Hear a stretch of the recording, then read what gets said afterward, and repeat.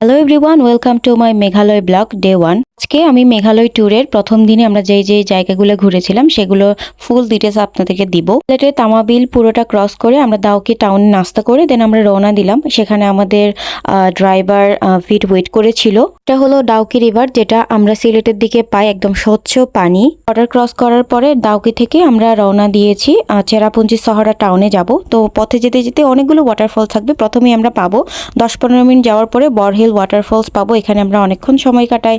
তো একদম রাস্তার পাশে একদম সামনে আরও থাকবে।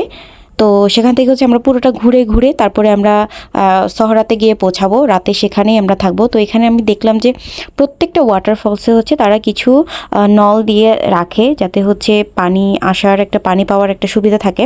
তো এটা একদমই ব্রিজের সাথে লাগানো, যে উমক্রেম ওয়াটারফল, এটা একদম ব্রিজের সাথে গাড়ি থেকেই পুরোটা দেখা যায়। ছোট ছোট অনেকগুলো ঝর্ণা কিন্তু আমরা যাওয়ার পথে দেখতে পাই। রাস্তার ধারে যে ওয়াটারফলসগুলো থাকে সেগুলোতে আমাদের কোনো টাকা দিতে হয় না, কিন্তু আমার একটা জিনিস ভালো লাগে না, যে প্রত্যেকটা প্লেসে যেখানেই যাই না কেন সেখানেই 40 রুপি 50 রুপি করে পার পারসন নেওয়া হয়।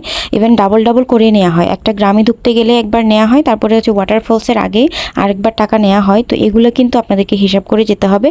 আর এটা হচ্ছে রিওয়াই লিভিং রুট ব্রিজ, যেটা একদম ন্যাচারালি হয়েছিল আর কি, ন্যাচারালি তৈরি করা হয় শিকড় দিয়ে। তো আমরা ডাবল ডেকারে আমরা যেতে পারি না, কারণ আমাদের ট্যুরটা 5 দিন 5 রাত 6 দিনের জায়গায় হচ্ছে আমরা 4 রাত 5 দিন করে ফেলেছিলাম ট্যুরটা।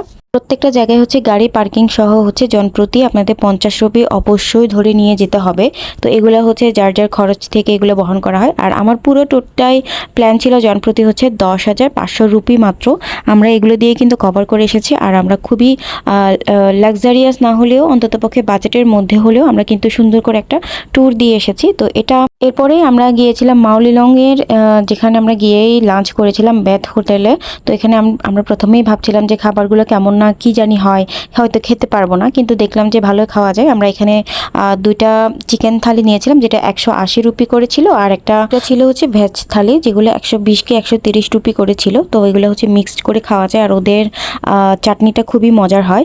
এরপরে আমরা রওনা দিলাম হচ্ছে মাউলিলং ভিলেজটা ট্যুর দেওয়ার জন্য।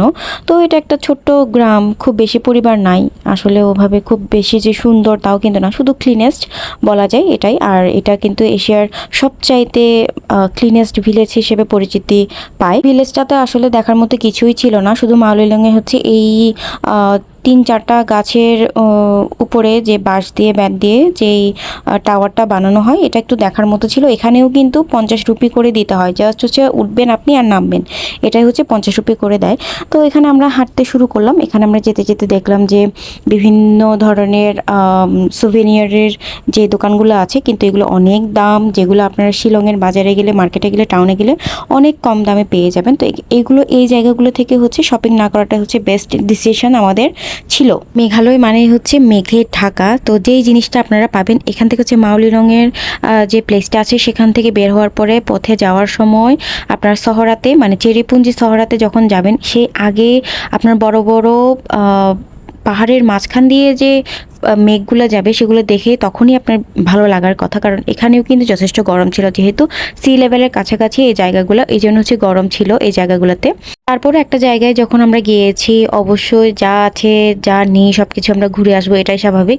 তো আমরা ঘুরলাম মাউলিলংয়ের যে ভিলেজটা আছে, ক্লিনেস্ট ভিলেজ। এখানে আসলে না ওদের ভিলেজগুলো খুবই ছোট ছোট, যার কারণে হচ্ছে ওদের ক্লিন রাখাটাও মানে খুব বেশি কষ্টকর হয়ে ওঠে না। এই যে আমরা শহরা চেরাপুঞ্জিতে আমরা রওনা দিলাম, পথে যেতে যেতে অনেক সুন্দর সুন্দর দৃশ্য থাকে, যেগুলো আমি আপনাদেরকে দেখাতে পারলাম না, সরি।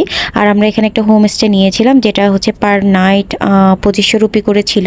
একটা রুম 2500 রুপি করেছিল। তো আমরা 2টা রুম নিয়েছিলাম, যেখানে আমাদের 2 রাত আমরা থেকেছিলাম।